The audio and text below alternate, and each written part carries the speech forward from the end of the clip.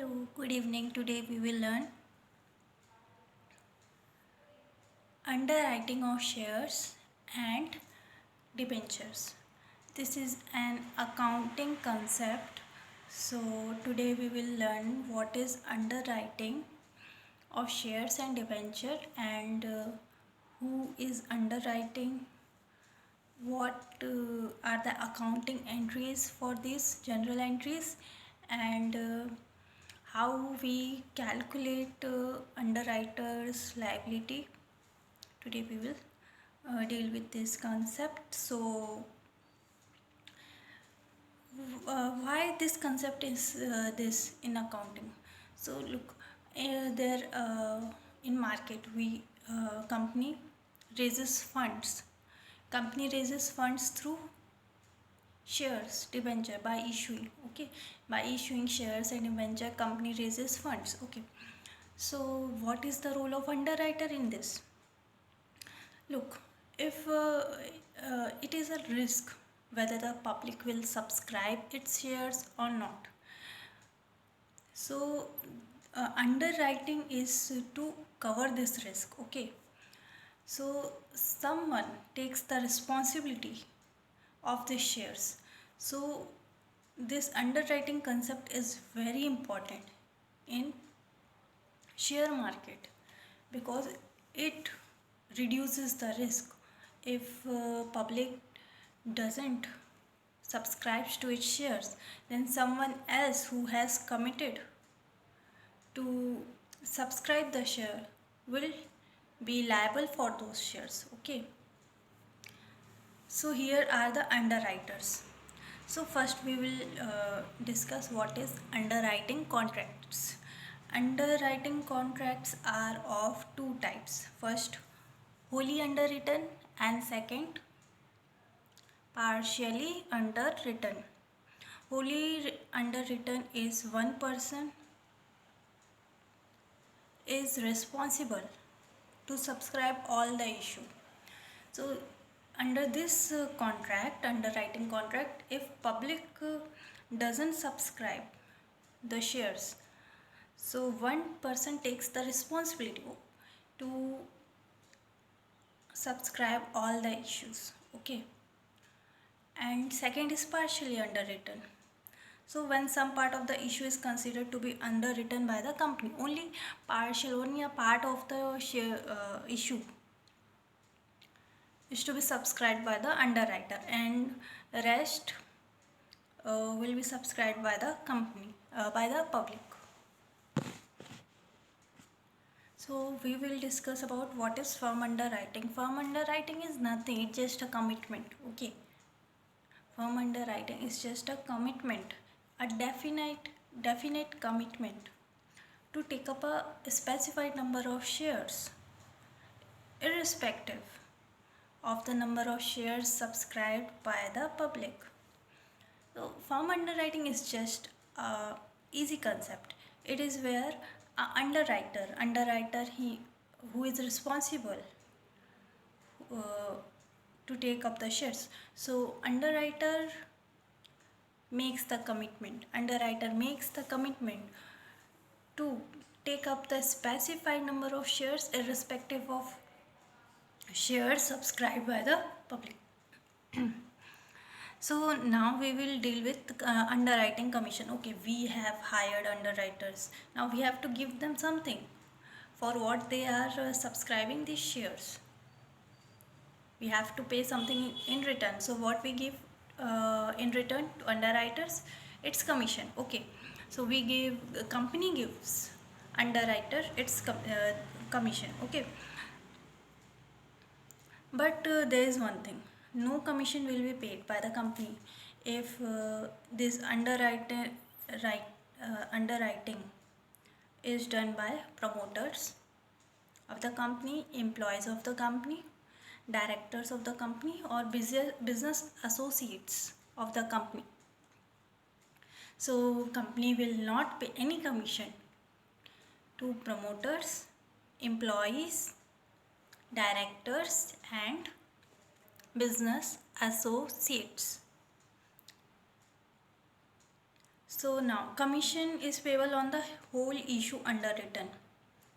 So when commission is payable, when the issue is wholly underwritten, then only company will pay commission. When underwritten is partially underwriting is partially underwritten, so company will not pay any commission. When you have taken full responsibility, then only company will give you commission. So in this case, rate of commission is prescribed. So what is the rate? As per the Company Act 2013, there are two rates specified for this case. First, in the case of shares, commission paid should not exceed 5% of the price at which shares are issued. In case of shares, 5%, the limit is 5%. And in case of debentures, the limit is just half. That is, the commission payable should not exceed 2.5% of the price at which debentures are issued. So in case of shares, the rate should not exceed 5%. In case of debentures, the rate should not exceed 2.5%. Simple? Okay. Now we will have to deal with how to calculate the net liability. It means, okay, there is a person who has taken responsibility and commitment to take the shares issued by the company. Okay, who has taken the responsibility. So now there are two types of alternatives specified in the contract. So when the issue is fully underwritten, means fully underwritten, underwriter gets commission. So now benefit of firm underwriting. Firm underwriting, what I already told you, it's a very easy concept. Firm underwriting means here underwriter takes the gives the commitment. Underwriter gives the commitment to take up the specified number of shares irrespective of issues subscribed by the public. So in underwriting contract,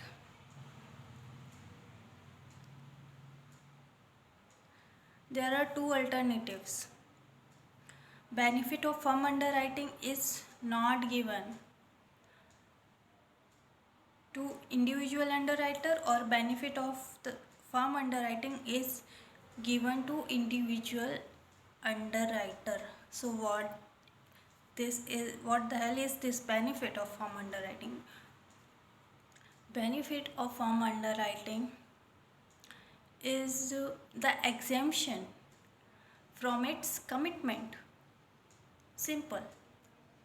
So what is benefit of firm underwriting? Benefit of firm underwriting means when the company gives exemption, company reduces its responsibility of underwriting. Okay, so underwriter takes is responsible for shares, plus he has given a commitment. So underwriter uh, has the underwriter has chosen two things. Okay, first, to underwrite the shares. Second, second is to give the commitment. First is responsibility, second is his commitment. First is his responsibility, second is his commitment. So two things are there for underwriter. So benefit of firm underwriting is nothing when it's nothing. Okay, benefit of firm underwriting is just that when a contract specifies that the benefit will be given, means exemption will be given from his commitment. So it means that when the shares are subscribed by the public, he is he is exempted from the from his commitment. He is not liable for his commitment, but he is liable for his responsibility. So he is exempted from one of the two things, that is commitment, that is firm underwriting. He is exempted from the firm underwriting. Benefit of firm underwriting is not given to individual underwriter. Benefit of firm underwriting is given to individual underwriter. Now there are separate calculation for this. When benefit of firm underwriting is not given to individual underwriter, it means they are not giving any exemptions. It means the underwriter is liable for two things. When the benefit is not given for a firm underwriting, it means underwriter is liable for two things, for his responsibilities and commitment. So first, when the benefit of firm underwriting is not given, first we have to calculate the gross liability in the usual manner. Remember, we have to deduct promoter's contribution from the gross liability. Then we will subtract marked applications which are marked. What is marked application? Marked applications means application which has been subscribed by the public. Okay, so from gross liability we have to subtract marked application, but in marked application there should no commitment of underwriter. We should exclude firms underwriting. Now after subtracting marked application, we have to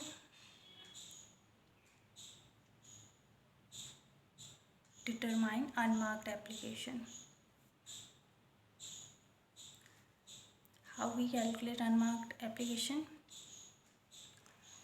So we have to calculate unmarked applications which are not subscribed by the public. Unmarked application we calculate by total subscriptions. In total subscription there should not be any firm underwriting. We have to exclude firm underwriting. Now total subscription less marked application. In marked application there should not be any firm underwriting. So this is will give you unmarked application by the public. Total subscription minus marked application.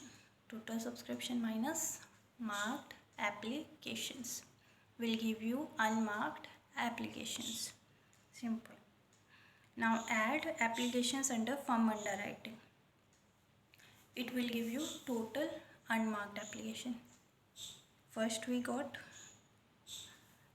net unmarked application by the public, then after adding firm underwriting we will get total unmarked applications.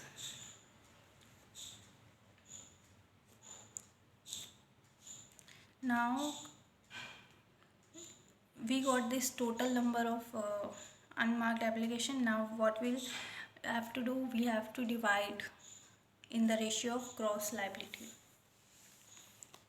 Okay, that in that way we will distribute this unmarked applications to all the underwriters by dividing with the gross liability. Now